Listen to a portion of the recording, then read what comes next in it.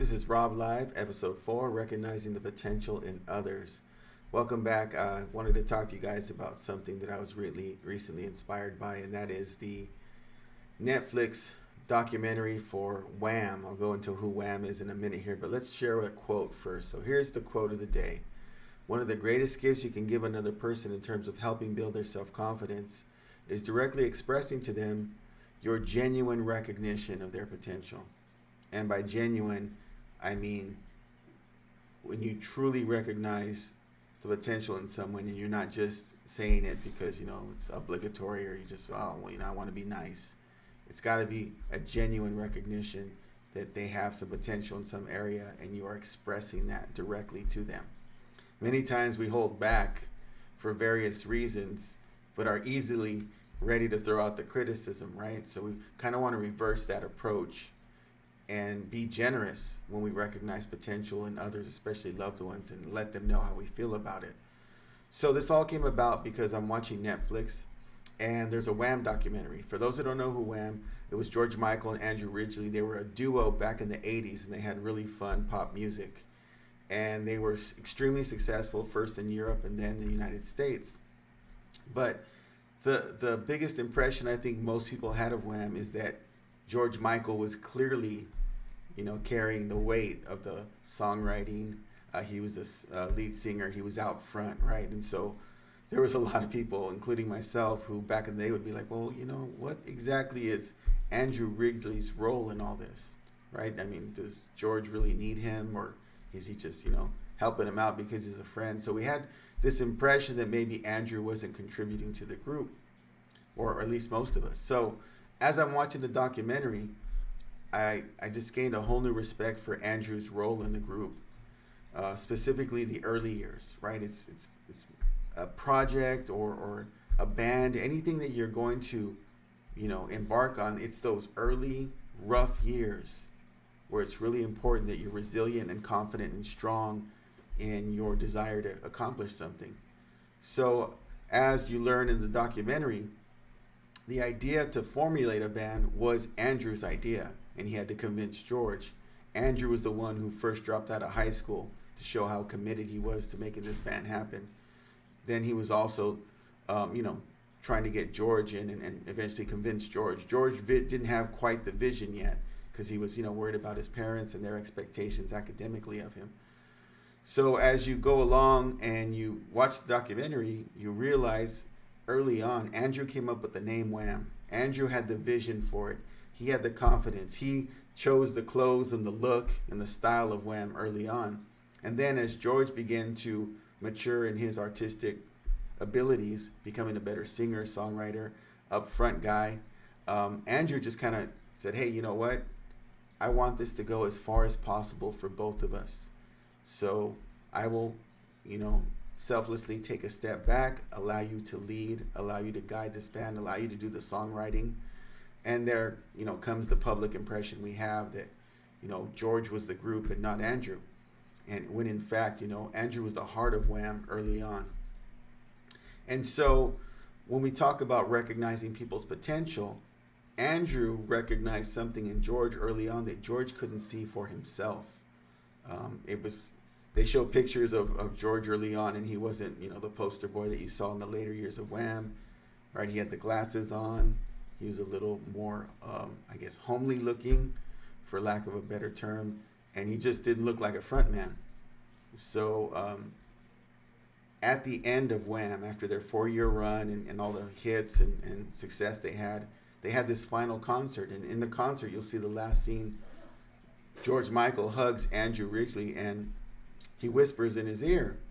And later, an interview for 60 Minutes, they asked Andrew, hey, what did George say in that last concert at the end of the concert? And he says, well, when he hugged me, he said, I could have never done this without you, Andy. And so there you have it, the creation of George Michael, the megastar that we begin to know later in his later career years, was a result of Andrew Ridgeley seeing a potential in George and fostering that by letting him know just how much he believed in him and the band. And that gave George the confidence. So with that being said, Wham became what it became because Andrew saw potential in George and then fostered that and fed him some affirmation that allowed George to become who he became. Another example is one of my favorite bands from especially my high school years, and they're called Belle Biv DeVoe, or BBD, and they had, you know, a huge, like, you know, nightclub anthem or dance club anthem called Poison. Never Trust a Big Button to Smile, for those who know that song. That's a reference to that song. But they initially started as a group called New Edition, and New Edition had 5 members at that time, and 2 really strong vocalists in Johnny Gill and Ralph Tresvant. So the focus of New Edition was, you know, the 2 lead singers. And so after their last album, Any Heartbreak, they said, hey, we're going to go solo for a couple years, then we'll come back. So Johnny and Ralph were about to go solo. New Edition's in its last tour, right? Their last show, and they're hanging out backstage. And as fate would have it, Jimmy Jam and Terry Lewis, who are great producers, they were in the group The Time, they also produced Janet Jackson, approach Belle Biv DeVoe, and they see him backstage and say, hey, you know, what are you guys going to do when these guys are recording their solo albums and promoting them and touring? They say, well, we don't really have a plan. And Jimmy Jam and Terry Lewis saw potential in Belle Biv DeVoe and said, you 3 can be a group. Ricky, you can sing. Ronnie and Michael, you guys can both dance and rap. So I think you guys could be a group. And the boys had never really considered it or thought about it. And they kind of looked at each other and said, hey, let's try it out. And lo and behold, as history now tells the story, Belle Biv DeVoe had a bigger album than both Ralph Tresvant and Johnny Gill at that time. And their music still resonates today with songs like Poison and Do Me and, you know, all the hits that came from that album was bigger than the other 2 guys. And they hadn't even considered becoming a group. It was until someone else recognized their potential, in this case, Jimmy Jam and Terry Lewis. I think about my own experiences going to high school. I didn't have any plans after high school. I was just kind of living for the moment, you know, enjoying myself. And I was in my senior year, and I had a Spanish class with Mr. Flores. And Mr. Flores and I were cordial. We weren't close. We didn't have after-school talks. There was really no communication beyond just a regular school day. So one day, Mr. Flores asked me to stay after class, and I'm thinking, wow, I must have really screwed up today. You know, because I was always talking and goofing off, and I thought I was in trouble. And he just gave me this real serious look, like, just I could feel that he meant what he was saying. And he said, you know, you have a lot of potential to go beyond high school. What do you plan to do with your life? And it just really hit me and struck me and stopped me in my tracks. I was kind of speechless because I didn't have a plan.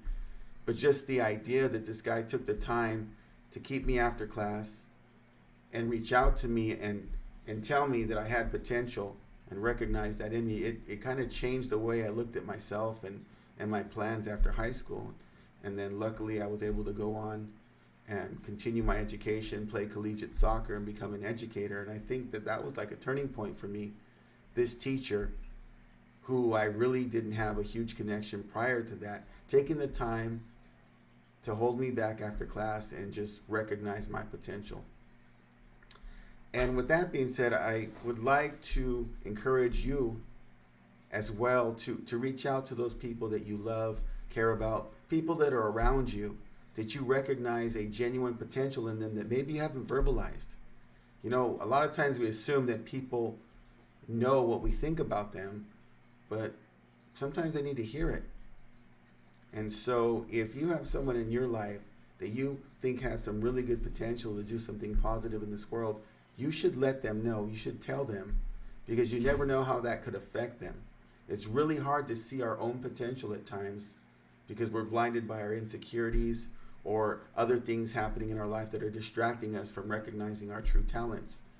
But when somebody outside of our own personal bubble reaches in and says, hey, you know what, I think you have potential to do something in this area or whatever talent you may have, that can really make an impact on a person. It's something I try to do almost daily with my students and definitely at home with my kids. I'm letting them know all the time what I think they're capable of. And so with that being said, I would like to leave you with this parting message. Dare to recognize the potential in others and challenge yourself to actually let them know you could be a difference maker in their lives. That being said, I leave you with that. Recognize the potential in others, especially if you love them. With that, it's all love, peace, and chicken grease. This is Rob Live, and we are out.